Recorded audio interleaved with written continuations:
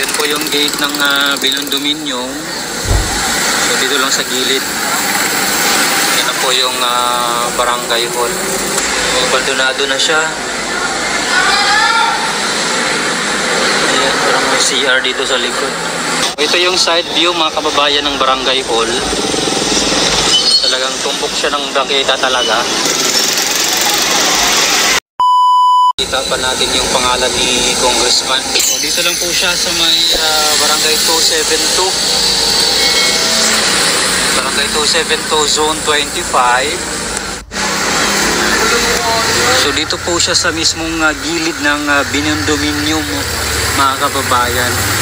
So ito po yung Binondominium na pinatayo ni Yorme noong pag-uupo niya noong 2020 mga kababayan. Yung 2019 hanggang 2022 mga kababayan. So ito yung Binondominium. So dito lang po talaga siya sa gilid ng gate. Yung gilid ng gate lang po siya tinayo, no?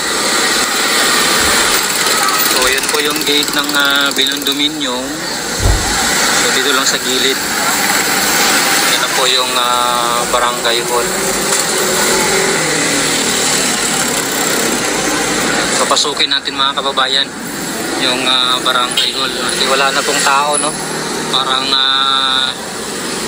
nakatiwangwang na po siya ngayon. Malapit lang po siya dito sa Dilpan mga kababayan. Tingnan natin. Silipin natin tong loob.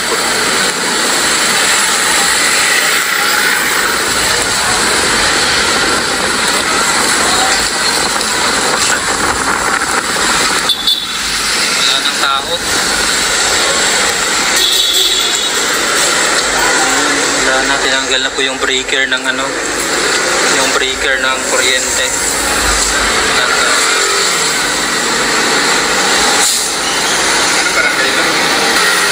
Ito pang yung isa. Abandonado na siya. Ayan, parang may CR dito sa likod. So parang may tibag-tibag na nga po dito mga kababayan, no? Hindi ko po alam kung nag-demolition na sila dito. Pero may nakikita tayo ditong mga kinibag.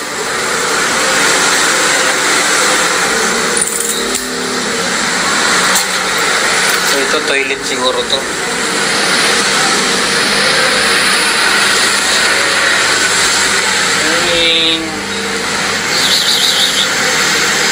Isa dito. Ayan. Dito ata mga kabayan sa bubong. Ito yung tinibag dito, no? Galing dito sa bubungan.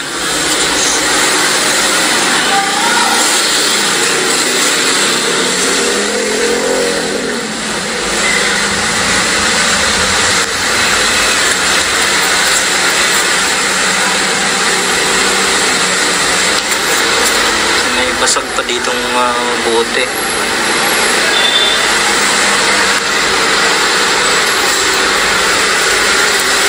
Yung pag-akyat sa taas mga kabayan, dito sa gilid yung daan. Dito sa gilid yung daanan sa may bakal. Ayan. So dito yung daan pag-aakyat sa taas sa second floor. Ito yung hagdanan.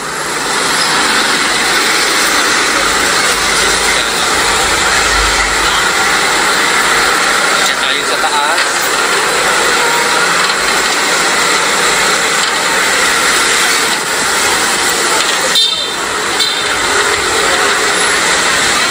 So yun mga kababayan, no?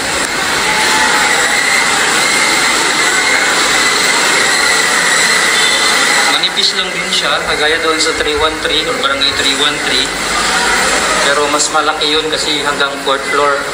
Ito hanggang 2nd floor lang, no?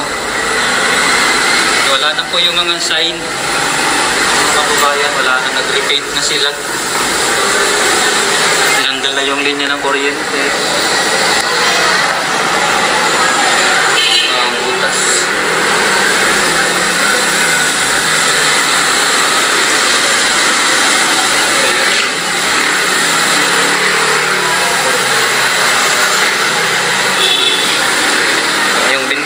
dito, tinanggal na. Or di ko lang alam mga kababayan kung tapos na to, no, yung barangay hall na ito. Di natin sure kung tapos na talaga itong construction or hindi pa. Kasi parang lumabas lang ito after doon sa barangay 313 na giniba po ng City of Manila Engineering, mga kababayan, sa autos ni Mayor Isko Moreno, Dumaguso. Ayan.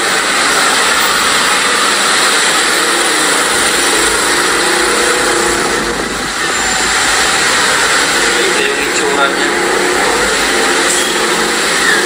Tabi lang siya ng binondominium.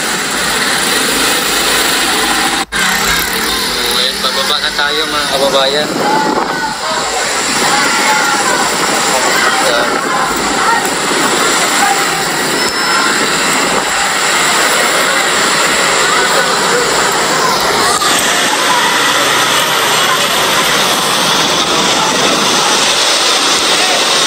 Ito yung side view mga kababayan ng barangay hall.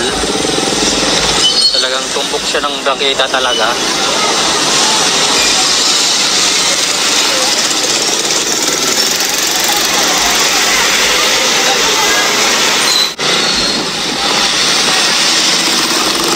Ito yung tinibag dito, no? Galing dito sa bubungan.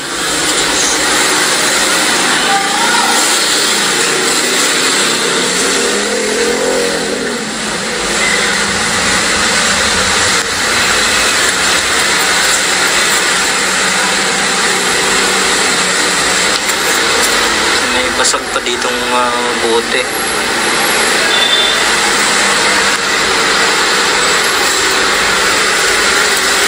So yung pag-akyat sa taas mga kabayan, dito sa gilid yung daan.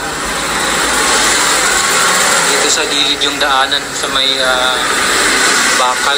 Ayan. So dito yung daan pag-aakyat sa taas sa second floor.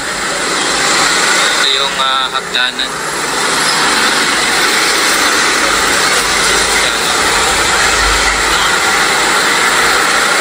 Sa taas.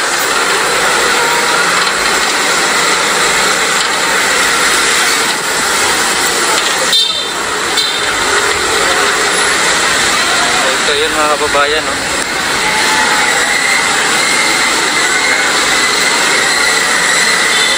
Manipis lang din siya, kagaya doon sa 313 or barangay 313.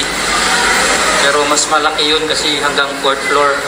Ito hanggang 2nd floor lang, no? Wala na po yung mga sign, mga kababayan, wala na, nag-repaint na sila.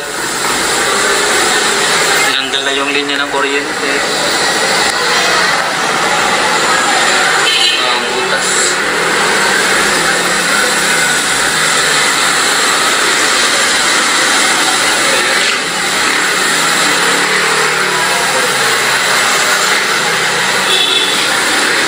Yung bintana dito, tinanggal na. Or di ko lang alam mga kababayan kung tapos na to, no, yung barangay hall na ito. Di natin sure kung tapos na talaga itong construction or hindi pa. Kasi parang lumabas lang ito after doon sa barangay 313 na giniba po ng City of Manila Engineering, mga kababayan, sa autos ni Mayor Isko Moreno, Dumaguso. Ayan.